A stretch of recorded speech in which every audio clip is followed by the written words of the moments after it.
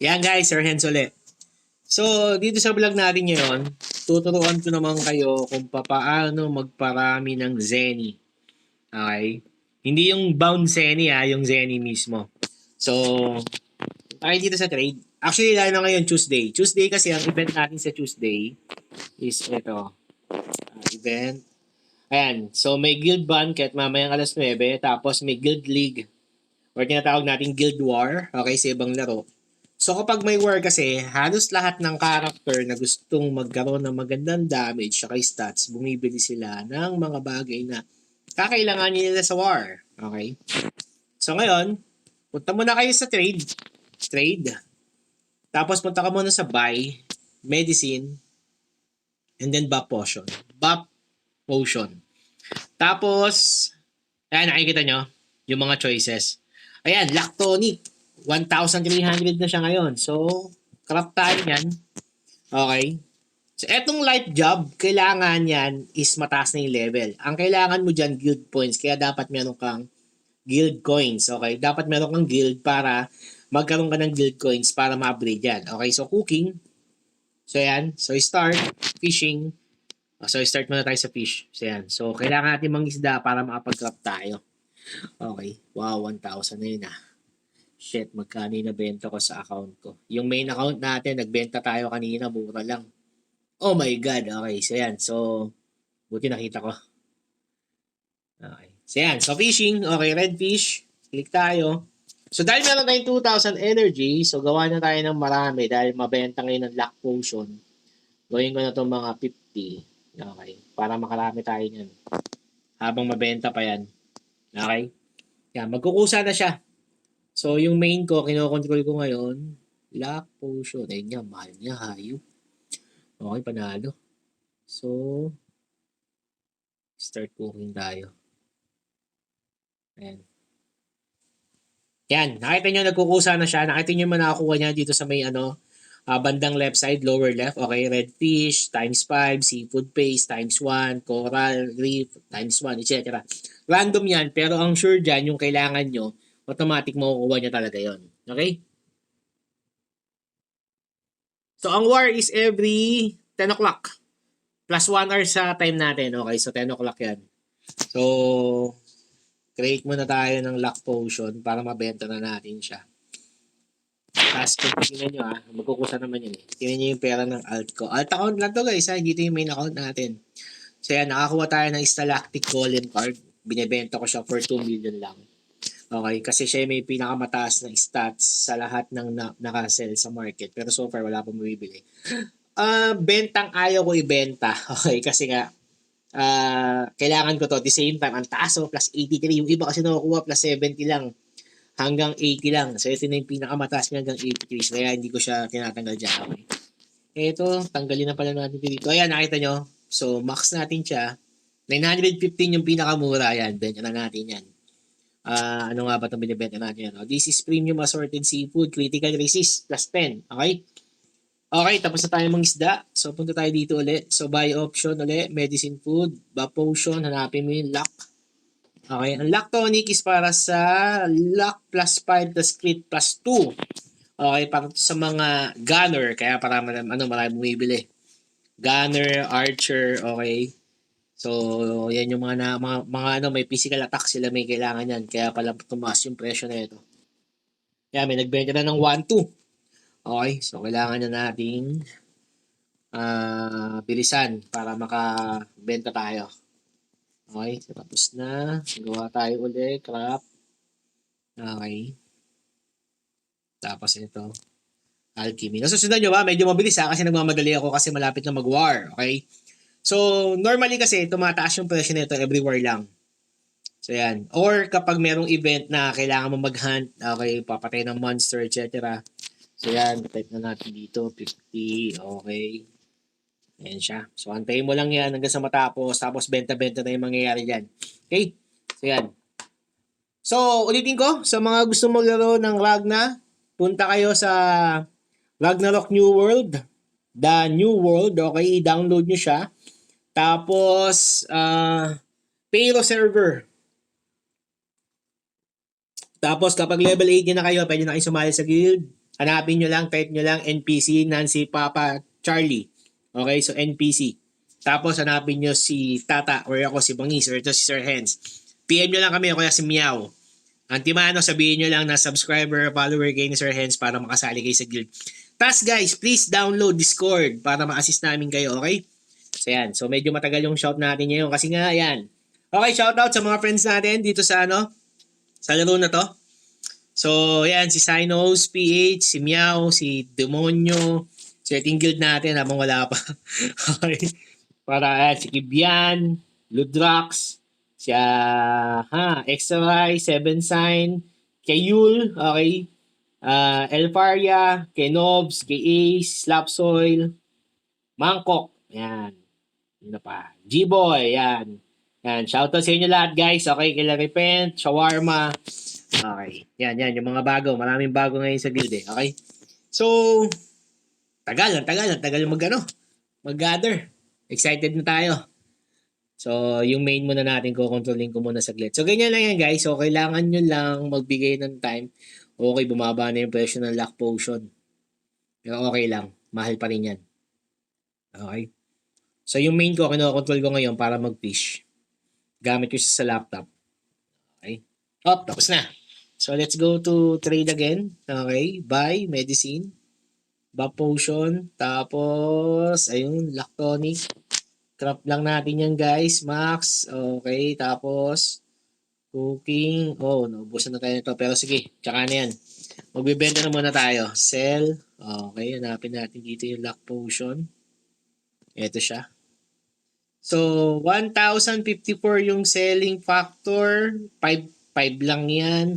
Sige, pwede ko na ibenta yan ng 1,054 din. Okay? Next. Buy ulit tayo. Hanap tayo ng pwede nating makrap uli. Okay? At mabenta. So, medicine, buff potion uli. Ang tumataas na amount ay eto, premium sesame tonic.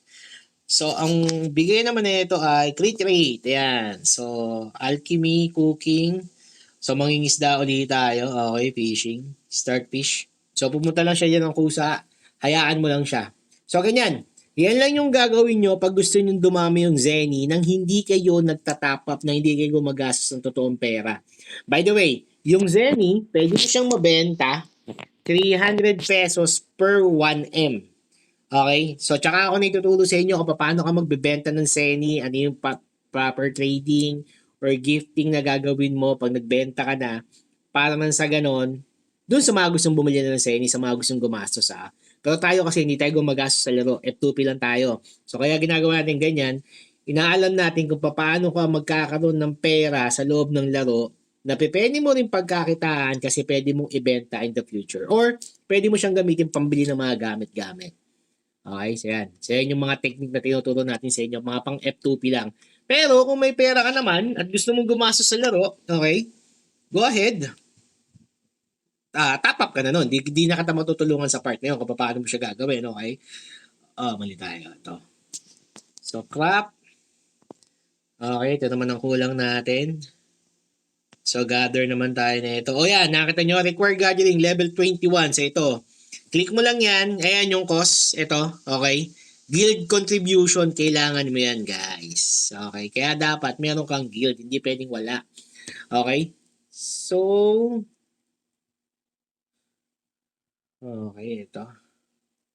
Ayan. So, red herb. Kuha tayo na ito, mga 30 rin. Di ba? Nagmano-mano pindot. Okay, kala mo walang hinahabol na oras no? Mag-war na kasi. So, wizard tayo. So, kailangan tayo dun sa sa war mamaya. Tsaka itong pari natin. Kailangan nila to. Okay.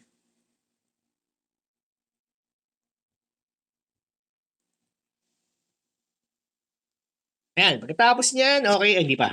Ano pa? Medyo mabagal Pero okay lang kasi nga yung wizard ko naman is may ginagawa rin. Ayan guys ganyan lang yung gagawin nyo para magganong kayo ng Zenny dito. Ano pa ba? Yung mga ibang tips regarding sa paggawa ng home. Okay, tuturo ko rin yung susunod natin mga vlog. War mamaya, itatry ko siyang i-record. Tignan natin kung kakayanin kong i-record, okay? Kasi busy tayo mamaya, papatay tayo doon. So, let's see. Kung kakayanin, di why not? Pero pag hindi, yun lang. Okay, hassle. Ah, ano pa ba? Medyo tumaas na yung rank ng guild natin kaya may kalaban na tayo na malalakas ngayon. Actually, last time, muntikan din kami matalo kasi ang ratio is 1:5. Okay, konti lang kasi tayo sa guild dati. So ngayon, thank you kasi marami nang sumasali sa guild. Okay, nabubuhay na yung guild natin. Pang F2P lang kasi kami, so wala kaming mga mga malalakas. Hindi ka nga yung mga nagta-top up. Okay, so hindi katulad sa ibang mga guild niyan. Kung gusto niyo sa mga guild na gumagastos ng pera, ay doon kayo sumali. Okay, pero yun nga, kung gusto niyo ng F2P lang like us, tapos at the same time, magaguide namin kayo kung paano lalakas dito without spending any penny. Okay, kaya sali kayo sa guild para ma-assist namin kayo maigi. Okay, benta muna tayo guys. Daldal ko, no? Ito. So, ang bentahan is 1,000.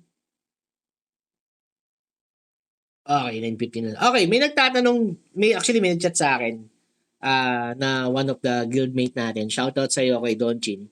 Kung hindi daw balugi kapag nagka-crop ka tapos ibebenta mo na siya ng mura. Okay, tapatan lang hindi kasi number one, kailangan mo rin talaga gamitin yung energy para nang sa ganon is ma-maximize mo yung kailangan na guild contribution, etc.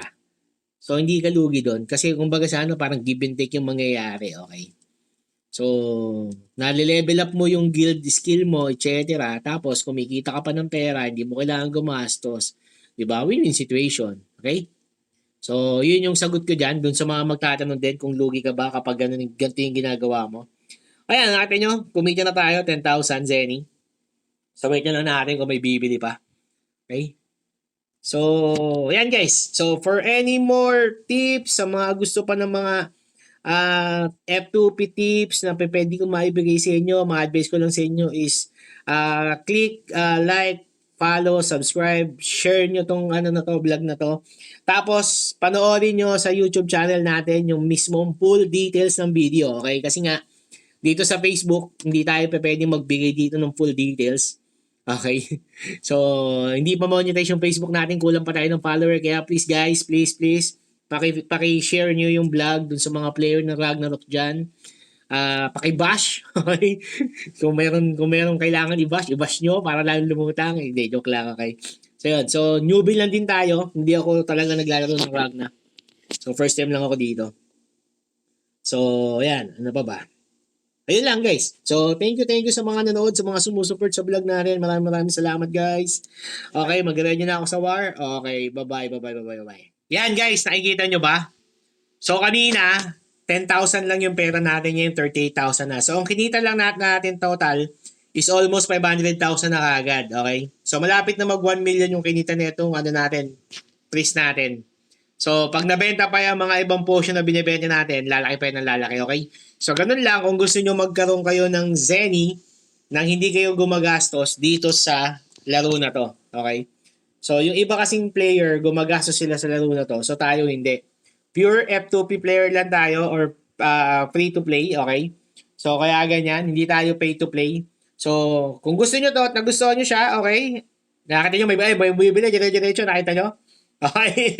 Nagpo-pop in. Okay. So ngayon guys, kung gusto nyo yung ganyang klaseng technique, baka meron pa kayong mga friends na hindi pa to alam, kindly like, subscribe, follow, comment, tapos pakishare nyo rin. Okay.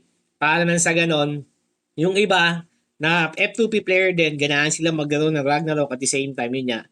Ayan na guys, naubos na. Nakita nyo, 52,000. Ang bilis. Easy money. Tama? So kaya may bibenta pa tayo dito. May kinak pa tayo kanina. Ayan o, Lactonic ulit. So 51 pieces. Sige, babaan ko na. Okay. Para mabili ka agad. Diba? Okay? Yan guys. So, thank you again. So Sir Hens, that travel vlog.